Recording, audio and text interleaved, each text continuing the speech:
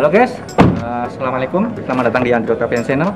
Dan di konten ngosen atau ngobrol santai ini, kali ini aku lagi berkunjung ke salah satu teman cosplayer ya di Purwokerto. Nah, namanya ini Bro Tias Pramono. Nah, Bro Tias ini seorang cosplayer, juga maker kostum ya, atau props maker ya. Nah, nanti kita akan sharing pengalamannya Bro Tias ini sebagai seorang cosplayer, juga gimana sih cara pembuatan kostum-kostum cosplaynya gitu ya. Nah, oke teman-teman, kita langsung aja ke rumahnya Bro Tias ya, karena ini kita udah janjian, jadi kita langsung ke rumahnya aja, kita samperin Bro Tias ya. Ayo.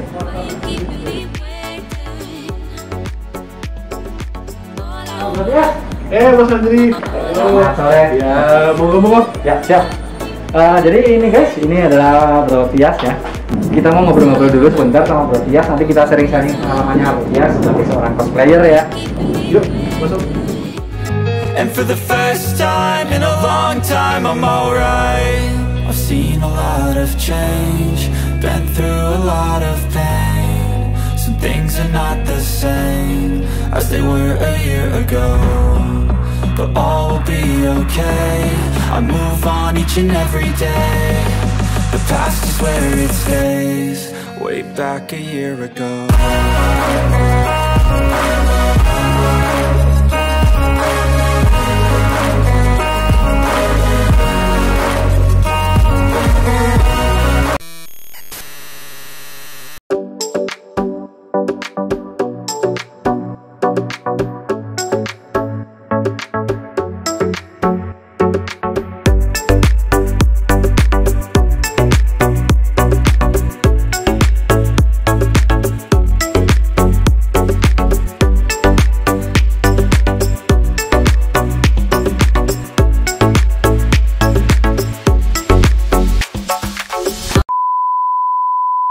Nah, oke guys, assalamualaikum, selamat datang di Android Cafe Channel.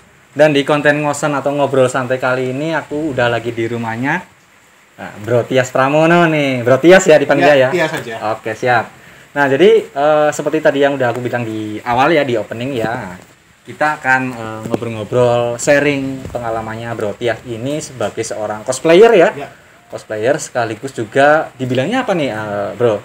Mungkin props maker ya. Props maker ya. Ya. Oke, juga untuk kostum-kostum cosplay ya pastinya ya. Betul. Oke, nah jadi kita akan ngobrol santai dengan Bro Tias ini seputar pengalamannya dalam bercosplay ya, dan juga membuat kostum-kostumnya nih.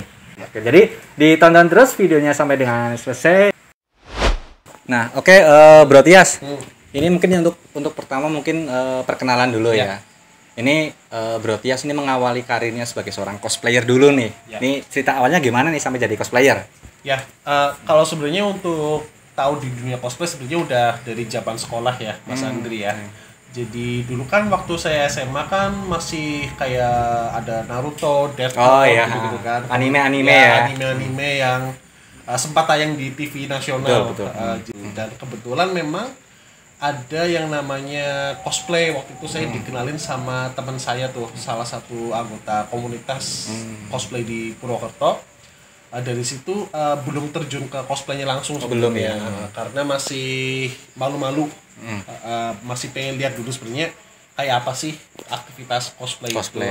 Jadi menjadi penikmat sampai lulus kuliah. Pertama karena masih malu-malu. Yang kedua memang pada saat itu kan yang namanya kostum wig itu kan masih jarang ya. Kalaupun ada yang punya, harganya juga masih mahal, cukup lumayan ya. Relatif tinggi lah. Sempat ditawarin cosplay low budget, kayak misalkan pakai jaketnya Kakashi dari Naruto, atau mungkin pakai hairspray. Dulu kan belum seadanya lah ya. Seadanya masih pakai hairspray dan lain-lain. Sempat itu juga sih. Cuman belum yang terjun banget. Mulai terjun banget sih malah justru setelah kuliah sih sebenarnya. Jadi mulai kuliah lah ya, Bro. Ya, mengenal lagi gitu ya. Betul. Karena sampai akhirnya Bro Tias ini kepikiran untuk berani untuk terjun ikut langsung nih untuk bercosplay itu awal-awalnya gimana? Dulu sebenarnya ketika udah kerja ya sebenarnya kan udah mulai ada pemasukan sendiri tuh. Kayaknya bingung mau ngapain ya enaknya ya. Kepikiran sempat beli kostum waktu itu. Beli kostum ke seorang maker. Waktu itu kalau nggak salah Super Sentai Power Rangers ya. Beli kostum Power Rangers dan sebenarnya sih waktu itu iseng aja. Kebetulan ada event juga di Purwokerto di Umsut ya. Jadi waktu itu aku iseng pakai, kok ternyata respon dari pengunjung kok bagus gitu. Misal banyak yang minta foto atau ternyata setelah itu banyak dapat teman-teman baru gitu ya. Komunitas kok ternyata atmosfernya menyenangkan ya. Dan dari situ mulai oke lah mungkin next event aku mau cosplay lagi. Nah itu awal mulanya dari situ ya. Untuk Bro Tias sendiri apa nih yang mungkin nggak terlupakan nih waktu dulu awal-awal cosplay nih? Iya, kalau sebenarnya kan pas pertama pakai kostum sempat nggak pede kan. Kira-kira nanti tanggapan orang responnya kita gimana ya? Apakah nanti bakal jadi ledekan atau apa? Sempat kepikiran Mas sebenarnya. Tapi ternyata pas aku masuk ke lokasi udah pakai kostum lengkap, kan ada pengunjung yang non cosplayer di situ. Betul. Mereka kayak apa tatapannya tuh beda gitu loh. Jadi aku merasa menjadi di pusat perhatian.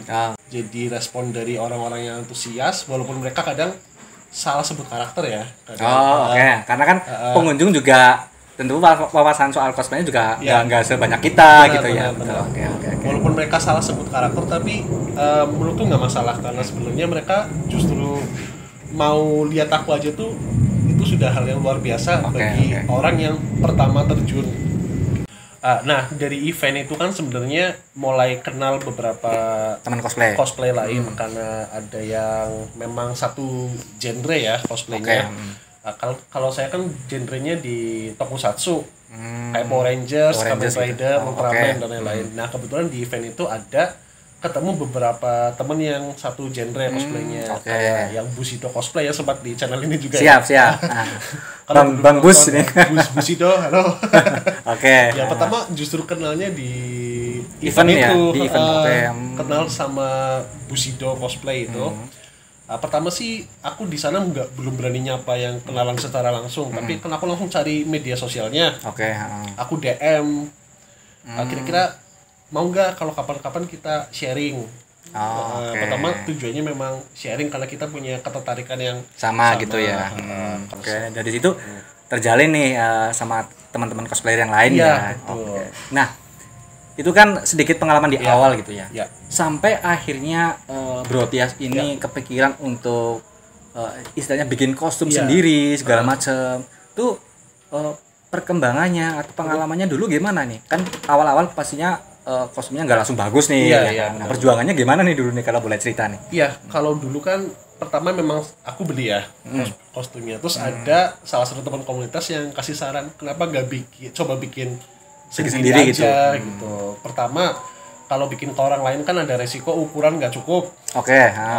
Dan mungkin hasil yang kita lihat beda dari ekspektasi kita. Kenapa nggak bikin sendiri aja? Terus juga secara biaya kalau bikin kan memang lumayan jauh lebih ekonomis lah. Nah dari situ mulai kepikiran kenapa nggak coba bikin aja ya. Pertama ya bikin dari helm tapi yang polos. Dikasih sama Bushido cosplay juga tuh waktu itu. Aku sampelnya gitu. Jadi bisa dibilang Bushido cosplay itu salah satu mentor juga sih. Di awal-awal dulu ya. Karena dia yang kasih arahan kalau mau bikin kostum, pertama kamu mulai dari pola basicnya dulu. Misal kepala helm ya wujud bulat, kalau armor ya wujud yang kayak rompi biasa. Pertama sih dari situ coba-coba. Pertama juga nggak langsung kayak Mas Andri bilang nggak langsung lah ya. Misalkan lem masih belepotan, helm juga nggak langsung bulat, ada potongan yang nggak rapi lah ya segala macam. Tapi bukan berarti setelah hasil pertama jelek tuh aku minder atau apa, tapi malah justru lebih penasaran dari situ. Kenapa dia bisa bikin bagus kok aku enggak gitu, apa yang salah? Dari situ aku udah mulai ngulik, misalkan lihat channel YouTube orang lain, misalkan tutorial seperti itu. Nah sampai akhirnya Bro Tias ini memutuskan untuk apa ini istilahnya membangun atau bikin kimono armor nih. istilahnya open order pemesanan untuk bikin kostum-kostum nih dulu gimana nih sampai akhirnya kepikiran kenapa nggak aku bikin kostum dan dijual gitu. Bener. Sebenarnya awalnya nggak ada kepikiran buat bikin bisnis ini sih sebenarnya, karena memang awalnya bikin hanya untuk hobi aja. Karena memang aku dari kecil suka karakter superhero dari Jepang ini. Jadi awalnya memang untuk passion aja, tapi suatu hari ada temen minta kayak bisa nggak bikinin karakter ini, aku lupa dulu karakter apa ya pertama ya. Ini dulu kalau nggak salah pertama tuh Black RX. Satria Baja Hitam. Kalau yang nggak tahu itu Satria Baja Hitam.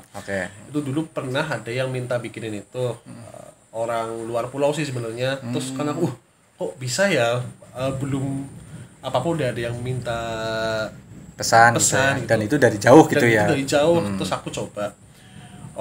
Udah jadi dikirim. Nah, responnya ternyata ya bagus. Dan dari situ mulai dapat ternyata bagus juga ya responnya. Untuk bisnis dan juga. Terus setelah pikir-pikir juga nih buat nambah pemasukan juga. Karena kalau prinsipku kan pemasukan nggak hanya dari satu pintu aja, harus dari pintu-pintu yang lain. Kenapa nggak bikin cosplay props ini lebih ke arah serius gitu. Aku mulai termotivasi dari situ sih. Istilahnya nggak sekedar hobi lah ya. Kalau bisa menghasilkan kenapa enggak gitu ya. Gitu. Nah, ini Kimono Armor sendiri sudah berjalan berapa lama nih, Bro? Kalau untuk Kimono Armor sendiri kan aktif dijual beli itu dari tahun 2019. Nah, sejauh ini Bro Tias ini di Kimono Armor pembuatan kostum-kostumnya ini menyesuaikan pemesanan atau memang fokus ke tokusatsu nih? Kalau untuk karakter sebenarnya khusus yang berarmor. Sesuai dengan namanya kan Kimono Armor. Jadi selama karakter itu berarmor, aku masih menerima. Jadi sebenarnya nggak hanya dari Kamen Rider aja sih, misalkan dari Mobile Legend game ada sempat yang pesan juga dari karakter Mobile Legend itu juga berarmor, itu aku juga bisa. Mungkin dari anime-anime yang memang berarmor kayak Senseiya itu karakter full armor juga ya. Atau dari karakter komik Amerika kayak Marvel, DC itu juga bisa selama karakter itu berarmor. Atau simpelnya punya part kostum yang sifatnya solid. Bro Tias nih. Kalau kita ngomongin soal bikin kostum segala macam ya, tentunya masing-masing kostum yang Bro Tias bikin ini kan beda-beda gitu ya, tingkat kesulitannya gitu ya, detailnya segala macam. Nah, di antara semua kostum yang Bro Tias sudah bikin nih lewat Kimono Armor Kimono Armor nih, ada kostum-kostum yang paling susah nggak? Pernah tahun lalu kalau nggak salah atau 2 tahun lalu ya aku lupa, itu ada yang pesan Kamen Rider Omazio. Itu dari desain dan pemilihan warna tuh benar-benar banyak sih perintilannya ya. Detailnya cukup rumit gitu ya. Cukup rumit. Dan juga visornya kan nggak kayak Kamen Rider pada umumnya. Kalau yang helmnya biasa gitu kan, ya, kaca helmnya, visornya. Kalau kayak gini kan misalkan biasa gini kan. Kalau yang Omazio kan modelnya kayak huruf Jepang gitu loh. Gak bulat, gak segitiga, tapi huruf Jepang. Dan customernya minta dikasih LED matanya biar lampunya biar nyala gitu ya. Itu masangnya lumayan ini sih, menguras rumit waktu ya. juga itu waktu itu. Nah, biasanya dalam pembuatan satu buah kostum itu makan waktu berapa lama biasanya? Normalnya kalau misalkan satu set ya, dari atas sampai bawah itu kalau aku sih 2 mingguan sih normalnya. Normalnya. Tapi tergantung detail juga ya. Betul. Rata-rata segitu sih ya. Rata-rata 2 minggu ya. Kalau misalkan desainnya lebih rumit atau apa ya menyesuaikan nanti bisa ya. Sebulan atau malah ada yang lebih sih waktu itu sempat. Nah, biasanya di Kimono Armor ini Bro Tias pasang ini nggak kayak misalnya batas dalam pemesanan sebuah kostum gitu atau berapa aja diterima gitu? Karena kalau aku kan sambil kerja juga ya, otomatis sih untuk kloter pemesanan pasti aku batasi ya. Cuman kalau misalkan ada yang tetap kekeh mau order, mau pesan, biasanya aku kasih pengertian kalau kostumnya nggak akan selesai dalam waktu yang cepat karena ada antrian-antrian sebelumnya gitu. Nunggu antrian dulu lah gitu ya. Nunggu antrian dulu. Selama dulu aktif di cosplay gitu, sering ikut-ikut lomba juga nggak, kompetisi-kompetisi gitu di Purwokerto atau di mana gitu? Ya, kalau untuk kompetisi memang beberapa kali sempat ikut ya. Untuk yang terakhir sih sebenarnya di event Semarang dulu, kalau sebelum pandemi terakhir terakhir event tuh di Semarang, di event Orange kalau nggak salah, itu terakhir di situ. Dan sebelumnya juga mayoritas sih di Purwokerto aja ya, karena memang nggak bisa keluar kota lama-lama sih karena kepentok jam kerja juga. Jadi memang mayoritas event yang aku ikut itu di Purwokerto, atau kalaupun keluar kota ya yang nggak terlalu jauh kayak misalkan Jogja, atau pernah juga dulu event di Tegal. Di Tegal ya? Ya di Tegal pernah juga. Nah ini pembagian waktunya gimana nih Bro Tias? Kalau kerja kan otomatis pagi gitu ya sampai sore mungkin ya. Nah berarti ada waktu santainya kalau sore malam atau gimana nih membuat kostumnya? Kalau kerja kan kebetulan aku kan ngajar juga. Kalau jam ngajar biasanya tuh dari siang sampai malam. Nah, kalau aku sih biasanya ngakalinya malamnya tuh untuk pembentukan kostumnya. Dan sebelum kerja biasanya aku sempetin buat kayak ngecat atau lain-lain. Jadi ya bertahap gitu ya. Jadi ya harus pinter-pinter bagi waktunya juga gitu ya. Benar-benar. Oke, kalau gitu kayaknya cukup ya. Ada dari tadi kita udah sharing pengalamannya Bro Tias ini juga tentang kimono armonya Bro Tias ya. Tentunya buat teman-teman yang juga hobi cosplay gitu ya, atau mungkin berminat juga untuk pesan kostum-kostum cosplay gitu ya, bisa banget ke Bro Tias ya.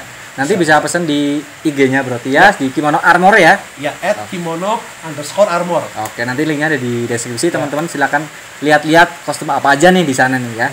Dan juga di Facebooknya di mana tadi? Tias Pramono. Tias Pramono. TYAS Pramono.